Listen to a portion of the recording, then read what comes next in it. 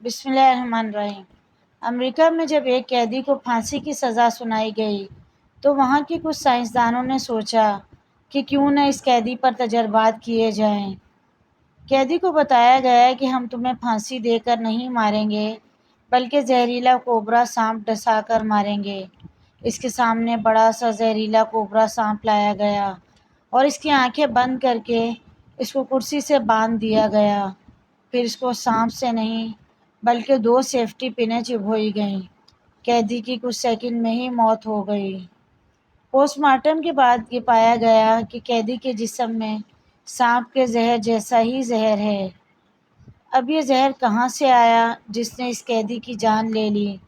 وہ زہر اس کے جسم نے صدمے میں جاری کیا تھا۔ اس کے بعد سائنسدان اس میدان پر پہنچے کہ ہمارے عمل سے مثبت یا منفی توانائی بنتی ہے اور وہ ہمارے جسم میں اس کے مطابق ہارمونز تیار کرتی ہے۔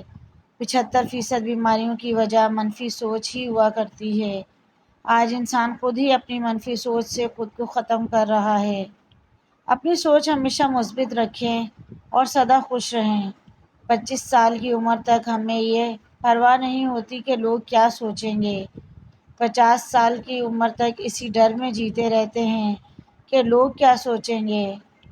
50 سال کے بعد پتہ چلتا ہے کہ کوئی ہمارے بارے میں سوچ ہی نہیں رہا تھا۔ زندگی خوبصورت ہے، اس لیے ہمیشہ خوش رہیں اور دوسروں میں بھی خوشیاں بانٹنے کی کوشش کریں۔ مزید ایسی ویڈیوز کے لیے چینل کو ضرور سبسکرائب کریں۔ ویڈیو پسند آئے تو لائک، شیئر، کمنٹ کیجیے۔